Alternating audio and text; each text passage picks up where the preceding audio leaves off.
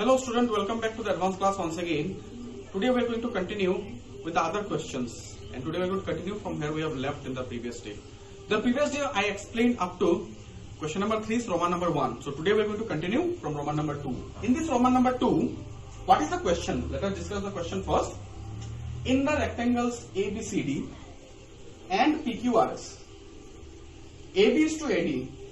That means the length and breadth here, this is the length and this is the breadth of rectangle ABCD. AB is to AD equal to PQ is to PS is equal to X is to Y.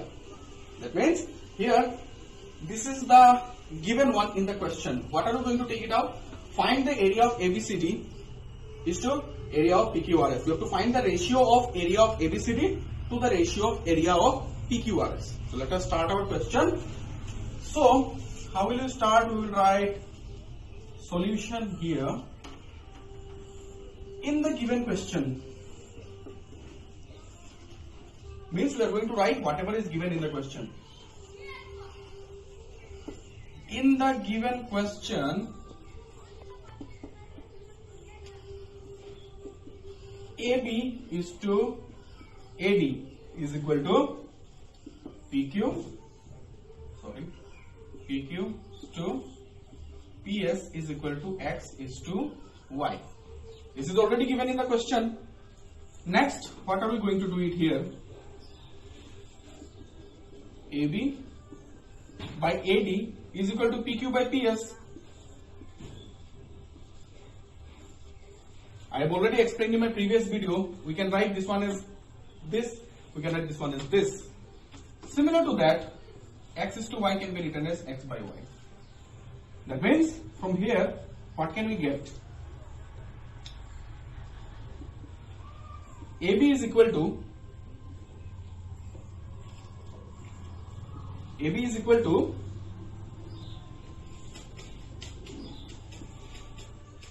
AD by XY. Okay? And PQ is equal to PS by XY. And write it like this. How these two came? Let me just show it here, how it has come.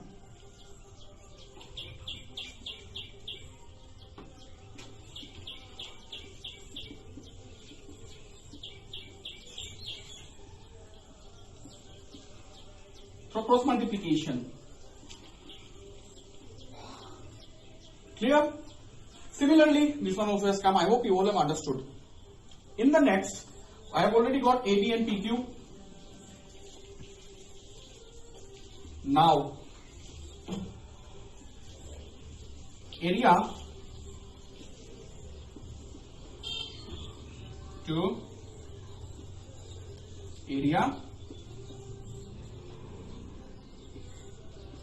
PQRS. Area of ABCD, area of rectangle ABCD. What is the area of a rectangle? Length into breadth. So area of rectangle ABCD is what? The length is AB, and what is the breadth here? AD, right? So area of rectangle PQRS is length into breadth. That means PQ into PS. This is what it is. Now what is my AD here?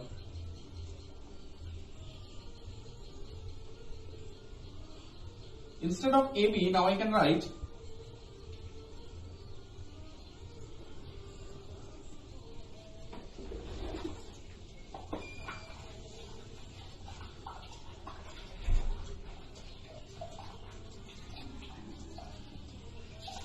AB is X by Y into AD, which is equal to, is 2. PQRS is, instead of this PQ, what can I write? PS XY into PS. I hope you have understood this part. AB, instead of AB I have written this one here, because AB is equal to this, and PQ is equal to this. So instead of PQ, I have written this here. Now in the next part,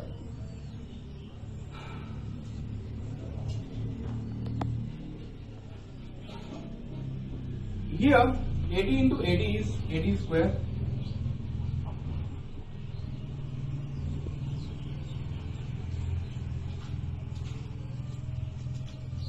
by X into Y, and PS into PS is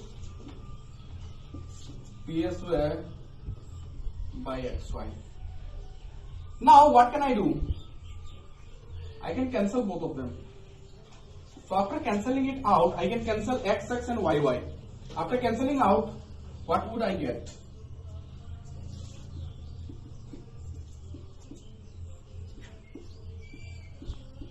This. So now the answer is up to this. Now, so now after this part, what can we do? The answer is almost out. I can write this one as AD, this one. So this is the final answer. So the ratio of rectangle ABCD of the area of rectangle ABCD is to the area of rectangle PQRS is AD by PS whole square.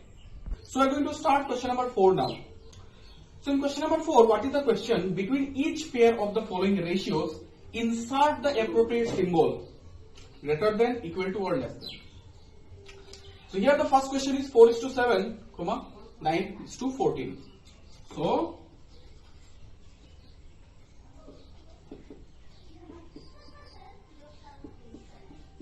to 14 here. Now how can this 4:7 be written? Again I am saying we can write this ratio as 4/7. And how can you write this 9:14? We can write it as 9/14 here.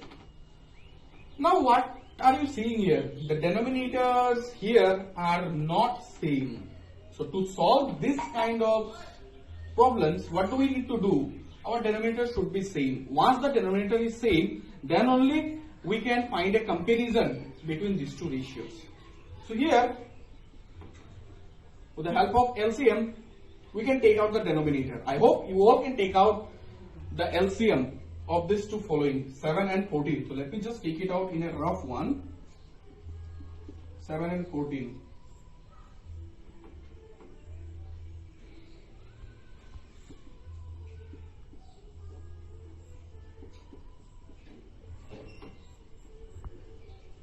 So what is the LCM here? 2 into 7, which is equal to 14. So our LCM is 14. Now, we'll write it here again. We have already, so 7 into how much is 14? 7 into 2 is 14. That means 4 into 2. That means 4 into 2 is 8 and 7 into 2 is 14 here. The next one. 14 into 1 is 14 and 9 into 1 is 9. Here it is. Now the denominators are same. Now I can get a comparison between these two. So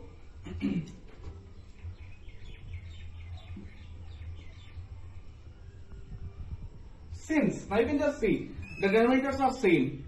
Now we have to proceed to the numerator. The numerator, which one will be greater? If the denominators of the two fractions are same, then how to find out which fraction is greater than the other? It's very simple. How to take it out? We have to just see the numerators. Okay? If the numerator of a particular fraction is greater than the other, then that particular fraction will be greater than the previous fraction. So in this case also, here I have two fractions, 8/14 and 9/14. Now since 9/14 is greater than 8/14, therefore this 9/14 it belongs to this ratio. So therefore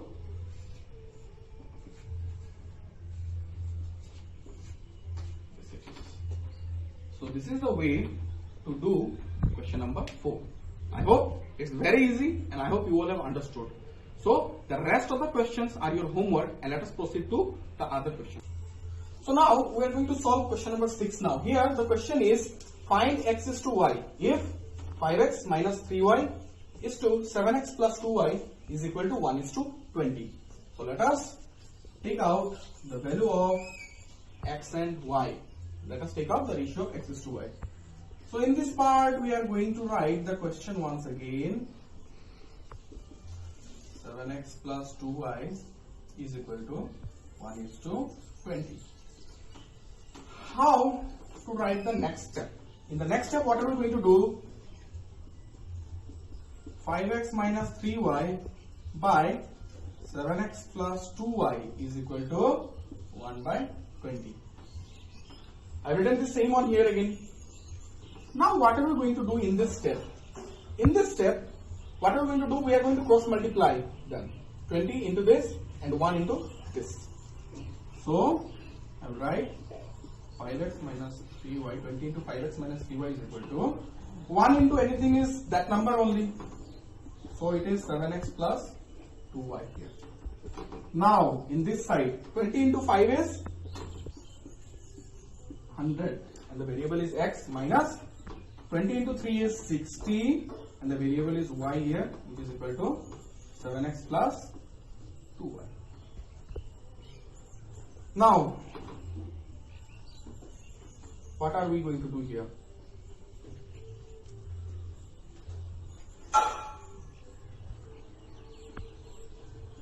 (100x), 7x, I will bring it here.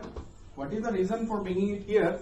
Because the variables are same. So I will put a similar kind of a variable in one side and another similar kind of variable on the other side.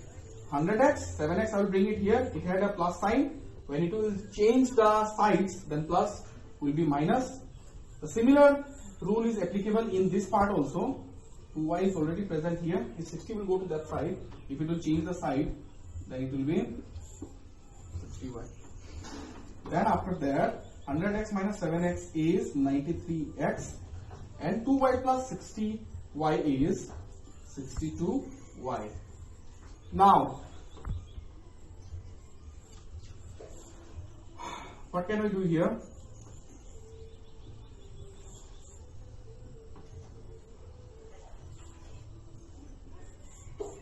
X by y will be equal to what? 62 by 93. Okay, how it has come? 93x.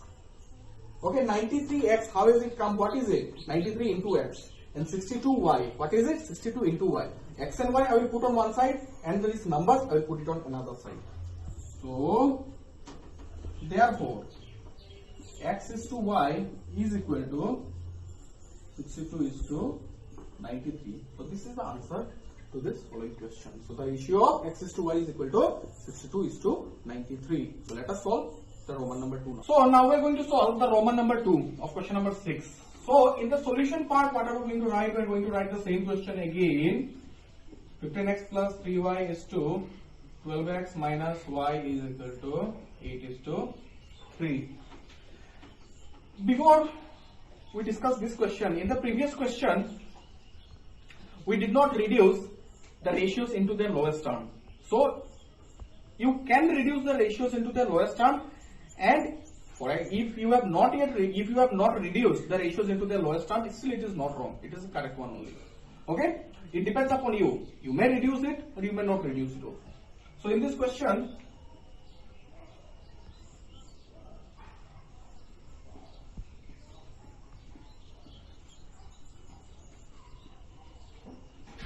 equal to 8 by 3. There it is. Again, cross multiplication. After cross multiplication, it will be 3 into 15x plus 3y equal to 8 into 12x minus y. I hope you have understood this part. How has it come? For cross multiplication. This will multiply this and this will multiply this. Next one. 3 into 15 is 45. Variable x will remain here. Plus sign. 3 into 3 is 9y. Next, on the other side, 8 into 12 is 96x minus 8 into y is 8y. So again we are going to do one thing, similar variables on one side and the other dissimilar variables on another side.